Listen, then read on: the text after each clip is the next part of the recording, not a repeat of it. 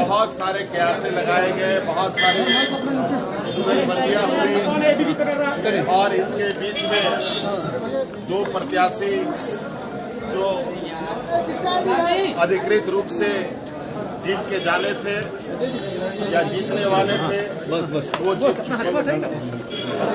रूप में 3 लोग यहाँ हमारे गांव के प्रत्याशी बने की तरफ से 2 प्रत्याशी और भाजपा गठबंधन की तरफ से भाजपा की तरफ से 1 प्रत्याशी खड़े किए। आज हम लोगों ने इसमें एक यूपीए गठबंधन जीत दर्ज की है और भाजपा गठबंधन ने एक प्रकार जीत हासिल की। और आज जिस तरीके से लोकतंत्र की स्वस्थ परंपरा होती है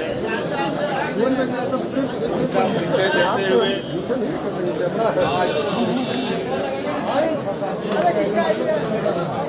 इस राज्य का चुनाव संपन्न हुआ। बीच में कहाँ थे? हम लोगों के पास दूसरा प्रत्याशी नहीं जीत पाया।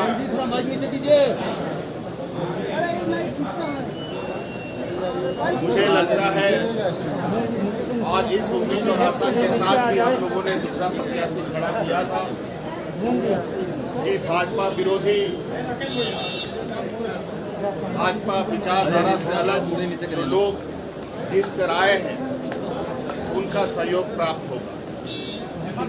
लेकिन जिस तरीके से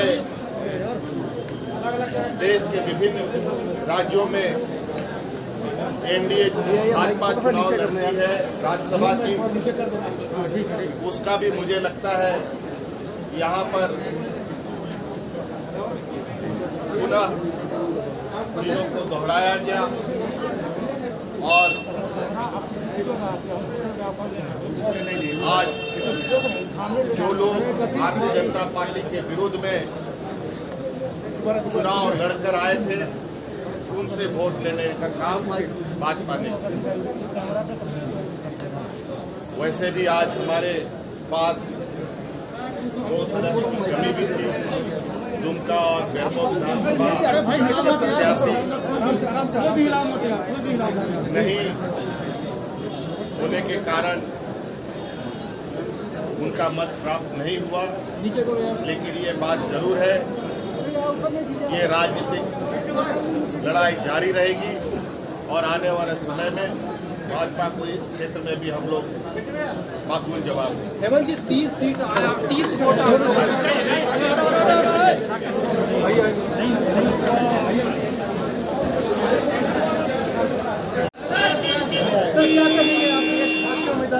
आईडी नीचे है।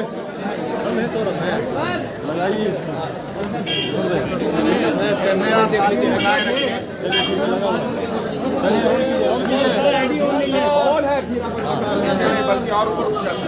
मैंने ऊपर नहीं किया था। मैंने 31 को हुआ है मॉब मीटिंग। आप मानते हैं कि बीजेपी ने मॉब मीटिंग किया या फिर अपने विधायकों को रखा एक तो सबसे पहले अलग थलग और उसके बाद फिर 31 लाके बोलते सबसे ज्यादा आंकड़ा मेरे पास है। ये लोग और समान वस्तु तो खरीद बिक्री करते ही हैं। अब ये लोग कैमरा में आ रहा सर, अरे कैमरा में आ रहा सर। ये लोग अब चुनाव में भी खरीद फरोख्त करने का काम में लगे हैं। आपने देखा इस देश में संक्रमण के दौर में भी सरकार उठापटक करने का काम इन लोगों ने किया, तो इसमें कोई आश्चर्य की बात नहीं है। और जिस तरीके से विधायकों को ये खरीद फरोख्त करते हैं, मुझे लगता है इस विषय में भी दल बदल कानून और विधायक खरीद फरोख्त पर भी कड़ा कानून बनना चाहिए। आज जिस तरीके से जनता के भावनाओं के साथ ये खिलवाड़ करते हैं, आज इस विषय पर भी बहस चर्चा होनी चाहिए ताकि धन बल का प्रयोग लोकतंत्र में ना हो सके, क्योंकि धन बल का प्रयोग कहीं ना कहीं लोकतंत्र को तोड़ने का काम करती है। सर, बीजेपी आप पे आरोप लगा रही है कि हॉर्स ट्रेडिंग के लिए आपने दूसरा कैंडिडेट खड़ा किया, क्यों? जबकि आपके पास आंकड़ा नहीं था। आंकड़े उनके पास कहाँ थे, ये हमें बताइए। उनके पास कौन से आंकड़े थे? आपके दोनों कैंडिडेट जीते, ऐसे आंकड़े तो नहीं थे आपके पास। उनके पास एक भी आंकड़े थे जीतने के लिए? बताइए, एक भी कैंडिडेट उनका जीतने के आंकड़े थे उनके पास? आज किनसे इन लोगों ने वोट लिया है? मैं जानना चाहता हूं भारतीय जनता पार्टी के लोगों से, क्या उनके सहयोगी थे? क्या उनके गठबंधन के लोग थे? आज किनका वोट इन लोगों ने लिया है? हमने इस सोच के साथ अपना दूसरा प्रत्याशी उतारा कि बीजेपी विरोधी विचारधारा एक होंगी, और आज इसने फिर से अपने पैसे की ताकत दिखाई है, लेकिन ये बहुत ज्यादा दिन तक चलेगा नहीं। इसको भी समय आने पर हम लोग करारा जवाब दें। धन्यवाद।